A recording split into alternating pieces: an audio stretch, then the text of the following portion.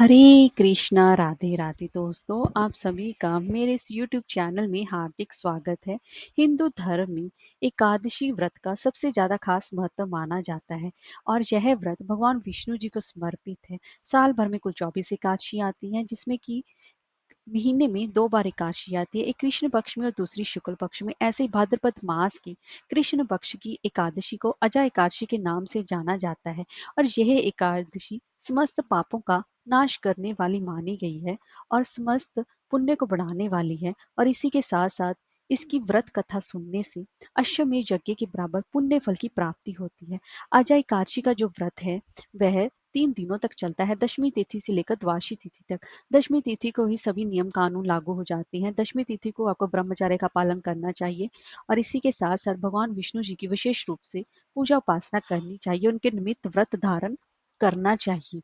और इसी के साथ साथ आज की इस वीडियो में मैं आपको अजा एकादशी व्रत की व्रत कथा का रसपान कराने जा रही हूँ। तो चलिए वीडियो शुरू करते हैं। अगर आपको हमारी ये वीडियो अच्छी लगी हो तो लाइक, शेयर और सब्सक्राइब करना ना भूलें और कमेंट बॉक्स में जय श्री हरि अवश्य लिखें। तो चलिए वीडियो शुरू करते हैं। अजा एकादशी का व्रत करने से समस्त पापों से मुक्ति मिलती है और अश्वमेध यज्ञ करने के बराबर पुण्य फल की प्राप्ति हुई है। ऐसे ही एक बार अर्जुन जी ने भगवान श्री कृष्ण जी से कहा कि मैंने आपसे श्रावण शुक्ल एकादशी अर्थात पुत्रदा एकादशी का वर्णन सुना, अब आप कृपा करके मुझे भाद्रपद मास की कृष्ण पक्ष की एकादशी के विषय में भी बताइए। इस एकादशी का क्या नाम है तथा इसके व्रत का भी क्या विधान है, इसका व्रत करने से किस फल की प्राप्ति होती है। भगवान श्री कृष्ण जी ने कहा कि हे कुंती पुत्र, भाद्रपद मास की कृष्ण पक्ष की एकादशी को अजय एकादशी के नाम से जाना जाता है। इसका व्रत करने से सभी पाप नष्ट होते हैं। इस लोक और परलोक में मदद करने वाली इस एकादशी व्रत के समान संसार में कोई भी दूसरा कोई व्रत नहीं है। अब ध्यान पूर्वक इस एकादशी का महत्व श्रवण करना। पुराने काल में भगवान श्री राम जी के वंश में अयोध्या नगरी में एक चक्रवर्ती राजा हरिश्चंद्र नाम के राजा हुए थे। राजा अपनी सत्यनिष्ठा और ईमानदारी के लिए प्रसिद्ध थे। एक बार देवताओं ने उनकी परीक्षा लेने की योजना बताई। राजा ने स्वप्न में देखा कि ऋषि विश्वामित्र को उन्होंने अपना राजपाट दान कर दिया है। सुबह विश्वामित्र वास्तव में उनके द्वार पर आकर कहने लगे कि तुमने स्वप्न में मुझे अपना राज्य दान कर दिया। राजा ने सत्यनिष्ठ व्रत का पालन करते संपूर्ण राज्य विश्वामित्र जी को सौंप दिया। दान के लिए दक्षिणा चुकाने हेतु राजा हरिश्चंद्र को पूर्व जन्म के कर्म फल के कारण पत्नी, बेटा व खुद को भी बेचना पड़ा। हरिश्चंद्र जी ने एक डोम खरीद लिया जो कि शमशान भूमि में लोगों के दाह संस्कार का काम करता था।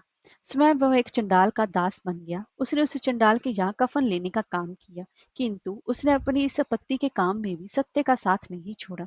जब इस प्रकार उसे कई वर्ष बीत गए तो अपने इस नीच कर्म पर उसे बड़ा ही दुख हुआ और वह इससे मुक्त होने का उपाय खोजने लगा। वह सदैव इसी चिंता में रहने लगा कि मैं क्या करूं, किस प्रकार इस नीच कर्म से मुक्ति पाऊं। एक बार की बात है, वह इसी चिंता में बैठा था कि गौतम ऋषि उसके पास आ पहुंचे। हरिश्चंद्र जी ने प्रणाम किया और अपनी दुख भरी कथा सुनाने लगे। राजा हरिश्चंद्र की दुख भरी कहानी सुनकर महर्षि गौतम भी अत्यंत ही दुखी हुए और उन्होंने राजा से कहा कि हे राजन, भादो मास की कृष्ण पक्ष की एकादशी का नाम आजा है। तुम इस एकादशी का विधान पूर्वक व्रत करो तथा रात्रि को जागरण करो, इससे तुम्हारे सभी पाप नष्ट हो जाएंगे। महर्षि गौतम इतना कहकर आलोप हो गए।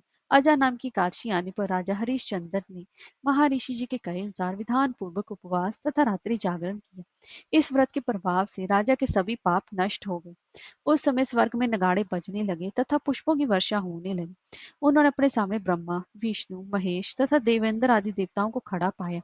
उन्होंने अपने मृतक पुत्र को जीवित तथा अपनी पत्नी को राजसी वस्त्र तथा आभूषणों से परिपूर्ण देखा। व्रत के प्रभाव से राजा को पुनः अपने राज्य की प्राप्ति हुई। वास्तव में एक ऋषि ने राजा की परीक्षा लेने के लिए यही सब कौतुक किया था, परंतु अजय काशी के व्रत के प्रभाव से ऋषि द्वारा रची गई सारी माया समाप्त हो गई और अंत समय में हरिश्चंद्र अपने परिवार से स्वर्गलोक को गया। सो हे राजन, ये सब अजय काशी के व्रत का प्रभाव था। जो मनुष्य इस उपवास को विधान पूर्वक करते हैं तथा रात्रि जागरण करते हैं, उनके सभी पाप नष्ट हो जाते हैं और अंत में वह स्वर्ग को प्राप्त करते हैं। इस एकादशी व्रत की कथा के श्रवण मात्र से ही अश्वमेध यज्ञ के फल की प्राप्ति भी होती है। इसलिए सभी को इस अजय एकादशी का व्रत अवश्य ही रखना चाहिए। हरे कृष्णा, राधे राधे।